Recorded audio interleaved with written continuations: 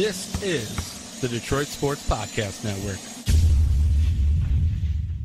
Hey, this is Brian Peña. I always join the Vito podcast, the best podcast in the United States.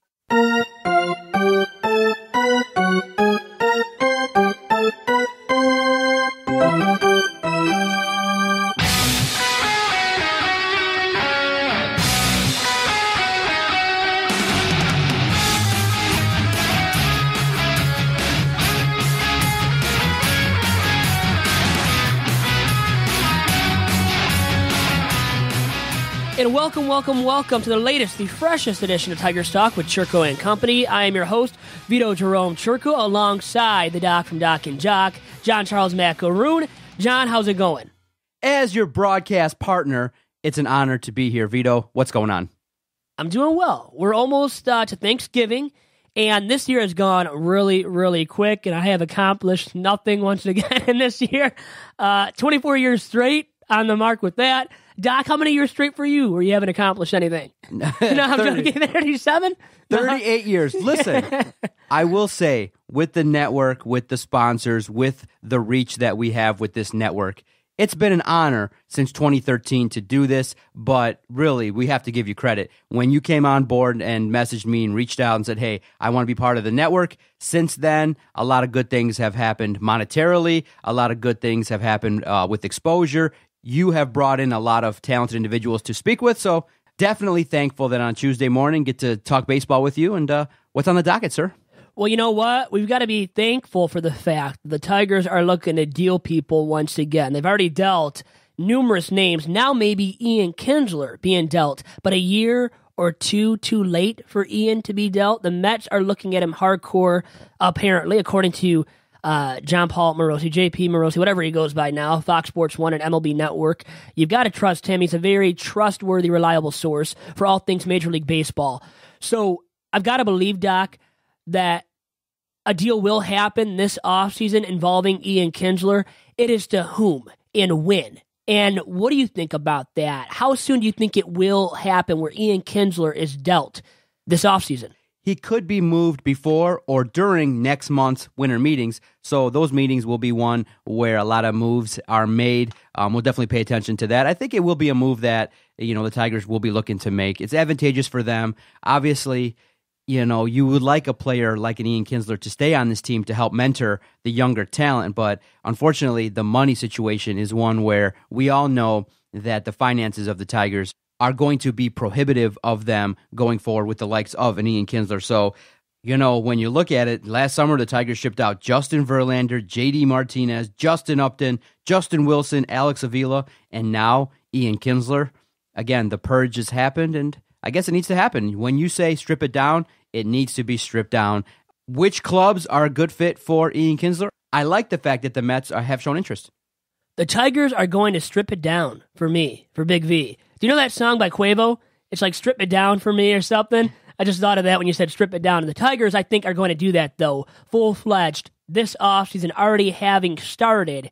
And Verlander was a big piece to move. I think the final piece to the puzzle for the Tigers, knowing and fully realizing and accepting the fact that they had to rebuild and rebuild fully in terms of being able to complete an overhaul, a full roster, an organization overhaul to reinvigorate a depleted / barren farm system that had been existent for the Tigers way too many years straight. So now they're in this new movement of getting younger, getting cheaper, and they have signed somebody already. Ryan Carpenter is his name, and a relief pitcher, a guy that hasn't been good in the past, but a guy that got the first major league contract of the offseason, and it is Ryan Carpenter of all people. Do you even know who that is? Nobody even knows who he is. So he's a guy that's just a filler, and they're going to sign a lot of people like that, I believe, this offseason, Doc, that are just fillers that really aren't going to be that relevant or do anything major for the Tigers in 2018.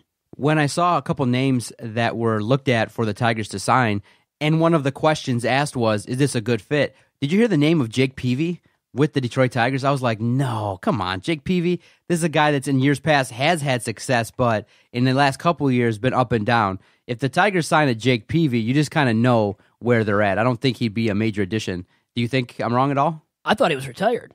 I mean, that's how porous that acquisition would be. But you know what? He would be a filler.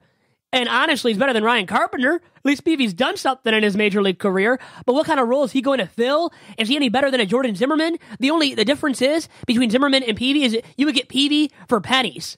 You would get him for pennies. And that's the only advantageous aspect of signing Jake Peavy and the likes of a Jake Peavy, which they're going to look to sign guys like that this offseason too. Last week, we discussed the resurgence of Miguel Cabrera. Now, another player that's highly priced, that's on the Tigers roster, and I want to get your sense of kind of what you've seen from him as a Tiger and what we can expect in 2018. A lot of people have looked at the acquisition of Jordan Zimmermann and gone, you kind of added this piece, a Mike Ilitch guy. He was a player that was added that could have been a compliment to Justin Verlander, somebody that had talent with the Nationals, but then obviously the last couple years with the Tigers have been injury-plagued, and you look at it and you say, we're not getting the value properly from a guy like Jordan Zimmermann. What are your thoughts about him? Do you think in the future, in 2018, he can rebound? Because he has stuff.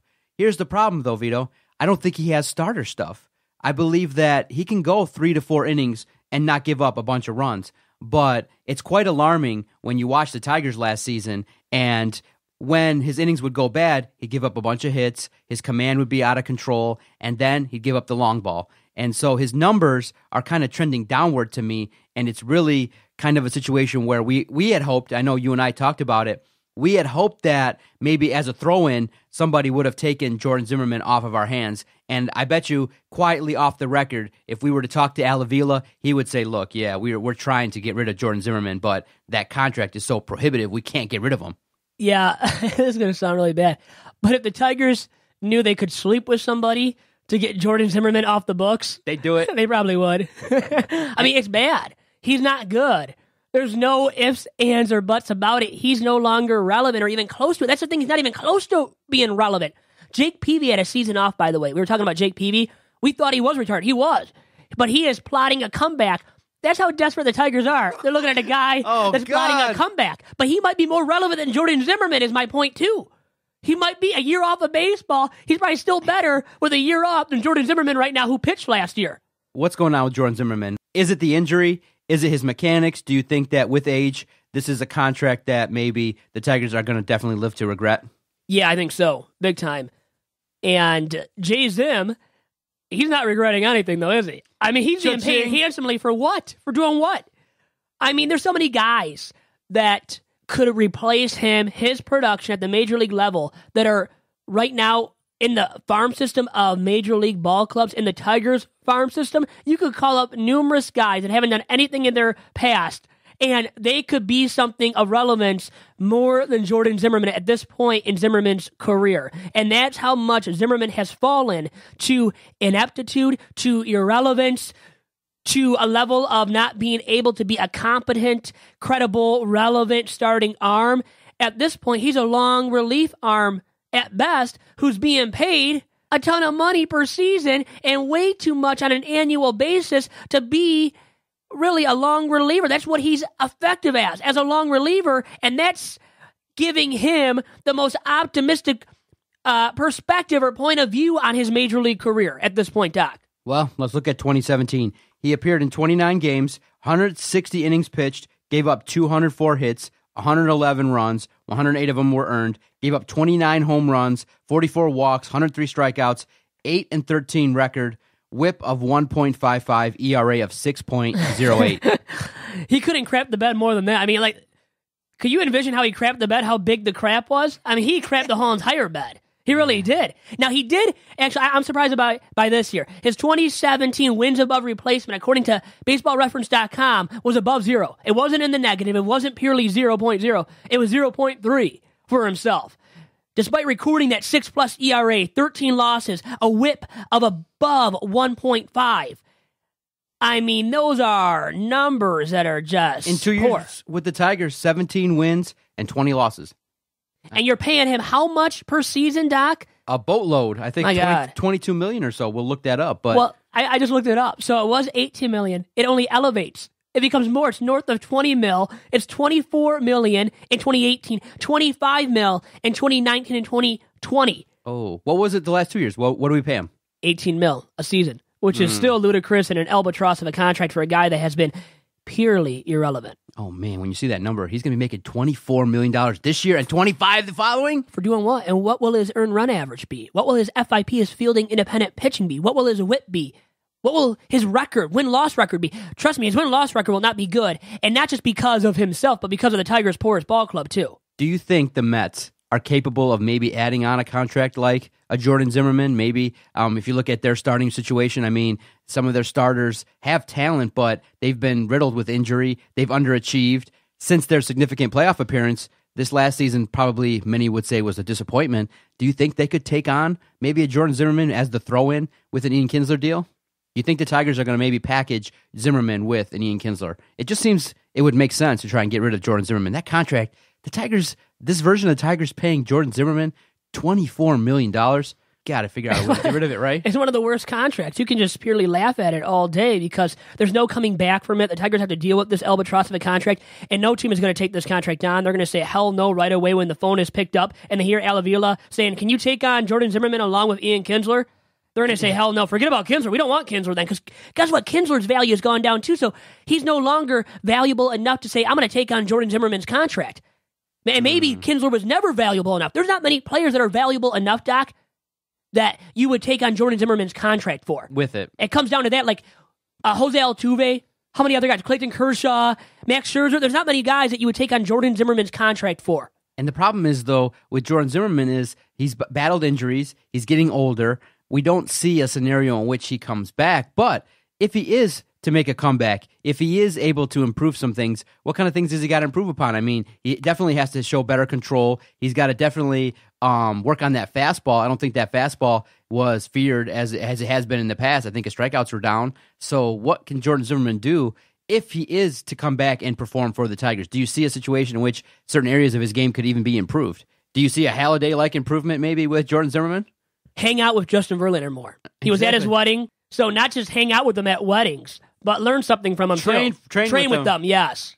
I don't see any other way in which Jordan Zimmermann can come back from what he's become with the Tigers completely irrelevant. And I throw around that phrase or that term irrelevant a lot, but I think you can purely describe Jordan Zimmermann with that one adjective, with that one word, irrelevant. That's what he is. And the Tigers as a ball club have become a bunch of Jordan Zimmermans, completely irrelevant. It's sad, but true right now. The current state of the Tigers, Doc.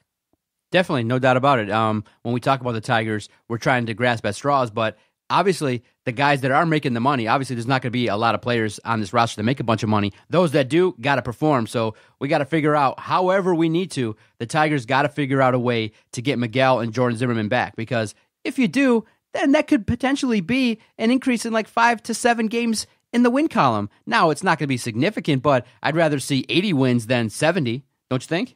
Yeah, and I was going to say this too. Do we have to be positive about the Tigers on this podcast?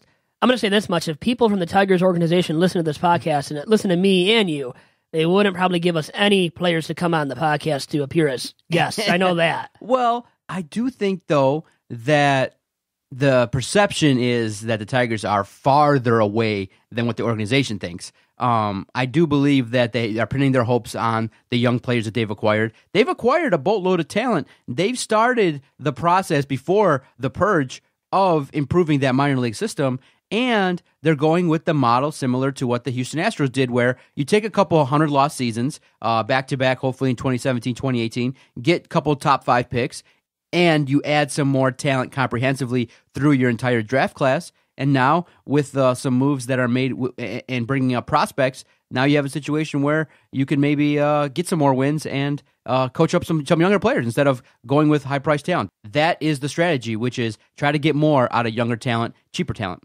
And I do think they can be successful. They can move along at a pace, maybe not as fast as I would like or you would like, but I do see some talent on this roster.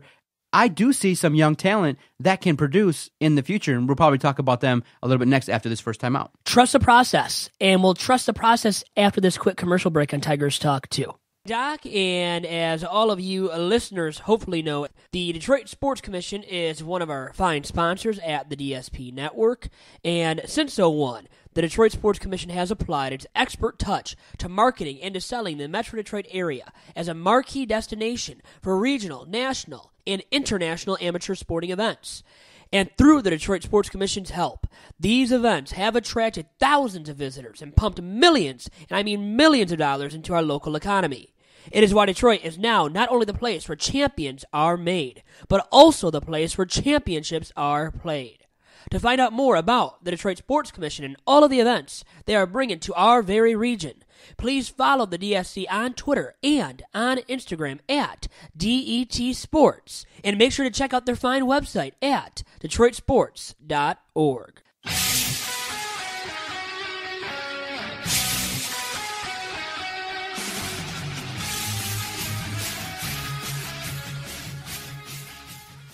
And back here on Tigers Talk with Chirco and company, alongside my broadcaster partner in fun, right, Doc? That is you, the man who's always about having fun, and he is my sole broadcast partner, the best broadcast partner out there. Trust the process, Doc. Who is there on the Tigers roster that we can have some fun about and be excited about in 2018? Obviously, the first name that we saw was Jeimer Candelario. How would you rate his couple appearances with the Tigers? I mean, once the trade was made with the Cubs, people were a little bit upset, probably, when they referenced the J.D. Martinez trade. So people were down on Al Avila. But once they saw the name of Jeimer Candelario, people were like, okay, the Cubs valued him pretty well. They felt like that the Cubs did let go of a top prospect. And he was able to kind of be a spark when I saw him. And the big thing that we talked about was he is an improvement, a major upgrade at third base defensively over a Nick Castellanos. So I feel like Jeimer Candelario has solidified his spot. We do believe that he's going to be the third baseman of the future, right? For now. Yes, he is. But I would say, in contrarian to your viewpoint about how he was a major upgrade defensively, I don't know if he was that, though. That's the thing for the Tigers. Now, he was an upgrade. He's better than Nick Castellanos, but how many guys would be better? You would be better almost better than Nick Castellanos at third base. Yes, we're probably saying that Nick Castellanos was a lot worse, so Candelario didn't have to do a whole heck of a lot better. Castellanos was like the worst third baseman in all of baseball. So, yeah, it doesn't take a lot to be better than him. Candelario a little bit better, but I think his biggest asset will be hitting the baseball, and he can hit it. I mean, he did well with the Tigers, and his best stint in the majors was with the Tigers down the stretch in 2017. Now can he do it over a full campaign? If he does, the Tigers are more relevant in 2018. And hopefully, Candelario, the hope is that he grows into something of relevance that can be maybe an all-star every other year, a guy that can produce 20 bombs, can drive in 80 runs, can hit 280. If he does all of that and plays adequate D at third base, well, you know what? The Tigers are getting a lot of bang for their buck out of a guy that right now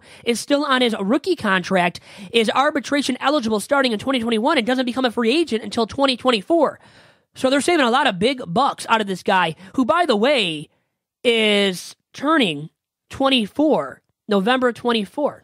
How about that? He'll be 24. He'll be as old as me. There you go. We should hang out. I would love to hang out with Jeimer Candelario. So, Vito, according to Fangraphs.com, Candelario's got a lot of things going for him.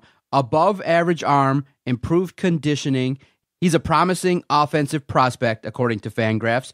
And they think that in the box, he looks fluid and comfortable, shows good bat control, good hand-eye coordination, makes in-flight adjustments to off-speed pitches, that he's capable of striking to all fields. And they say that they believe that going forward, he's going to be a tough out.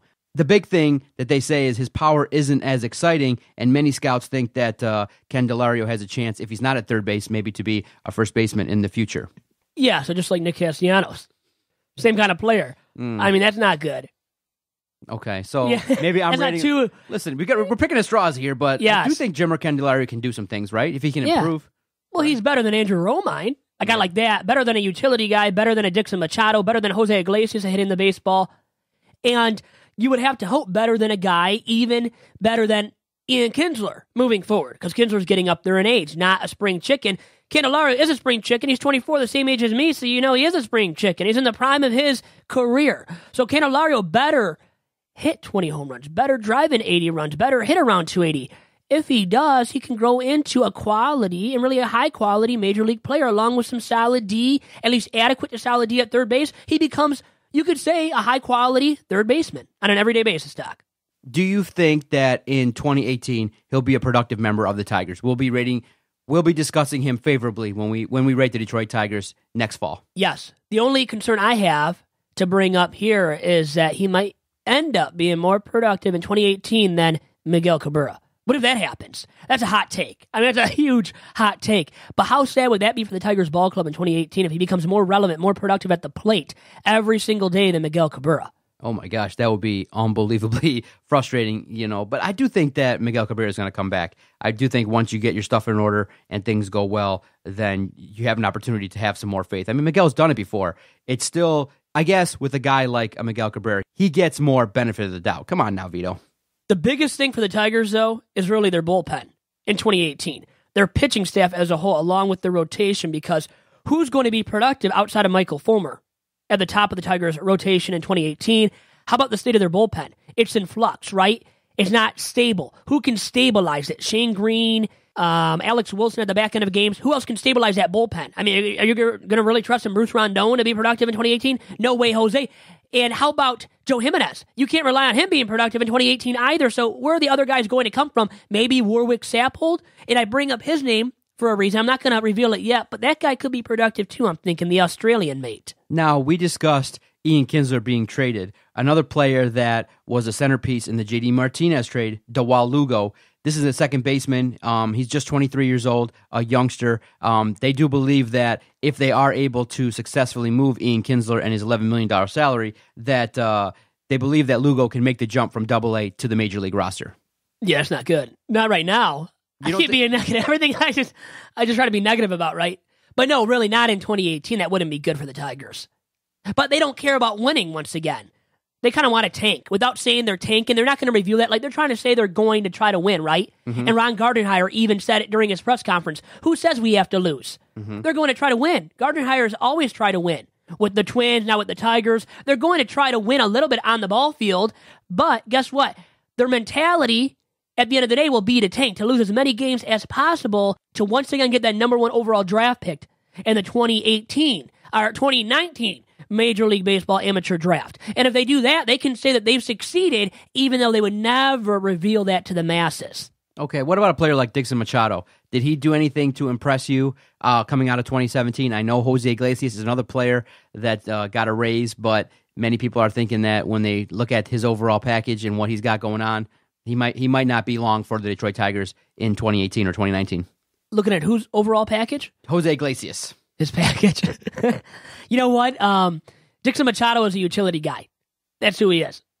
That's it? That's it. Okay, fine. That's the optimist. Keep trying. Okay, I'm going down the list. Yeah. What about left fielder Mikey Matuk? We can be positive about him. I like Mikey. He had a decent season, He was the best hitter for some part of last year. You got to give him a lot of credit for what he did out of nowhere.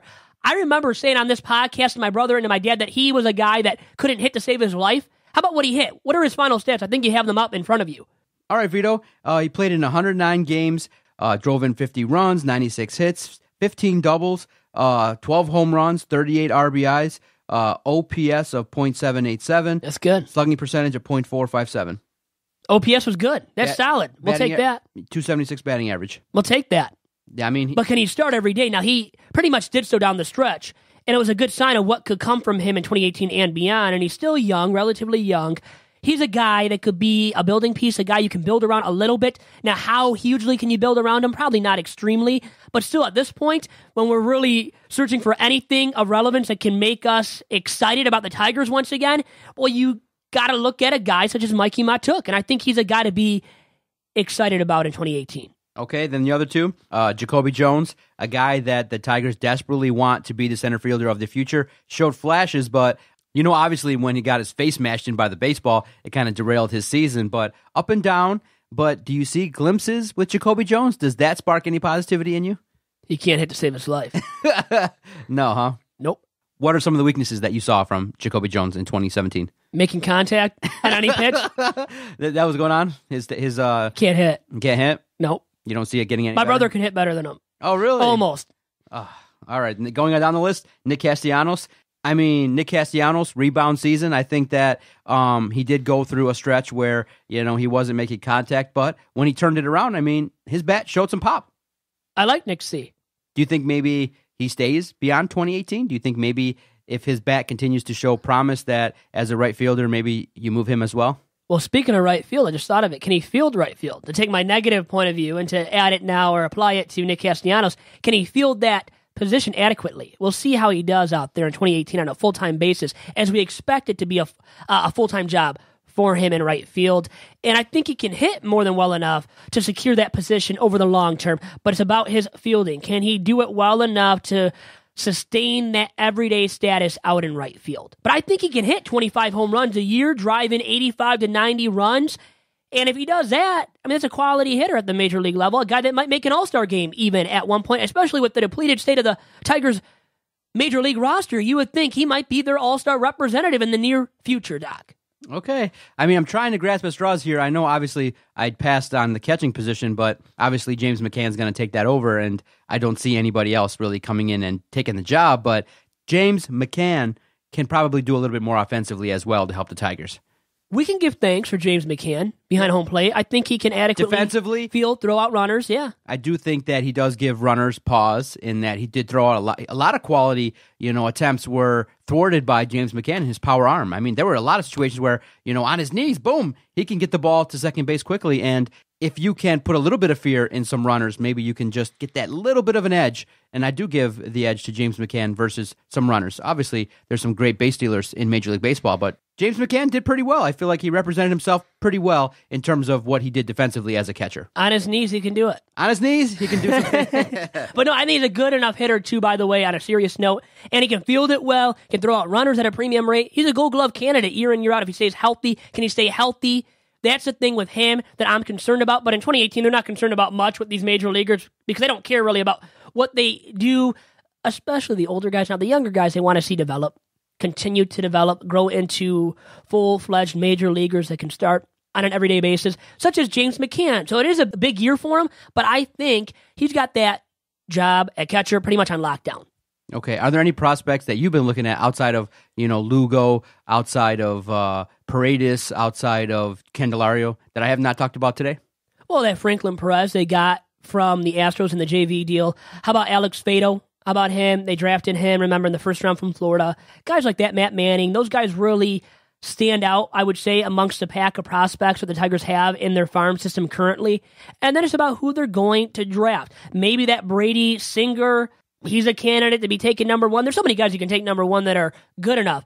Well, they just better not screw the pooch at number one, because that's where you don't want to make a mistake, because it can cost your franchise dearly moving forward and for a long, long time. Well, very interesting podcast, Vito. I know that in upcoming weeks, we got to definitely look at some more players, maybe like a Michael Fulmer, a Matt Boyd, and a Daniel Norris. We got to look at what they can potentially bring to the table in 2018. I know you've been a little bit negative. I'm just imploring you to look at some positives, because I know that the Tigers are not going to win 90 games in 2018, but they might not be as bad as we all think. I think once the expectation is now erased, that this team can play loose, that they can maybe get a couple series wins that might be surprising in 2018, that we would sit back and go, really? They won 2 of 3 versus the Red Sox? Or they won 2 of 3 versus the Astros? They have a chance to do some things. Now, it's going to be where we look at progression of players, we look at fundamentals, we look at different things, but now that the window is closed and the Tigers finally have a direction, now we can fully evaluate where this direction is going, and I am confident that at least Al Avila has the right direction in place. Whether he gets the right talent in place, that will be the source of skepticism and critical analysis that people do, is that it will be looked at based upon the trades that were made for J.D. Martinez, of Verlander, trading Justin Wilson and Alex Avila. We will get a chance in the coming years to evaluate what he brought in and what he drafts. And that's what you judge your general manager on. I know a lot of people will say, when they look at some of the talent, they'll say, we got some question marks regarding who could have been brought in, which teams the Tigers could have traded with instead of trading with organizations with minor league systems that weren't as strong. But I do think if you look critically at some of these players, if you look critically at some of the minor league talent that's coming up through the system in AA, AAA, the Tigers have a plethora of young talent. The question mark will be, can they produce at the major league level? And that's the biggest question mark that a lot of organizations have. If you can foreshadow which players in the minors can produce for you regularly at the major league level, then hopefully you can sit there and build a winning team. The Tigers in the past, though, just from the past, haven't brought up a lot of talent, but they haven't been in that situation. So this will be a rare opportunity for us to kind of look at that. And so I implore you just to look at the bright side. Yes, it can be all negative, but there are situations where players can maybe even outshine Vito's expectations. I hope that there are some players like that. So you're not giving thanks this Thanksgiving for my negativity? No, I'm not. So who's the one player that you're going to give thanks for from the Tigers roster? For me, it's Michael Fulmer because of the depleted state of the Tigers pitching staff outside of him. How about you? I'd have to go Miguel Cabrera. I do think that he's got potential. And that magical P word that we all talk about quite often behind closed doors, maybe the potential for Miguel Cabrera to come back and do some strong things in 2018 will keep asses in the seats and bringing people back to the ballpark. Let's get out of here with that. Happy Thanksgiving to all, to you, Doc, and to your loved ones and friends. And adios. Have a great Thanksgiving, everybody, and we'll talk to you again next Wednesday. If you've enjoyed this podcast and the others on the network, thank you for your continued support. Check them all out every single day, DetroitSportsPodcast.com.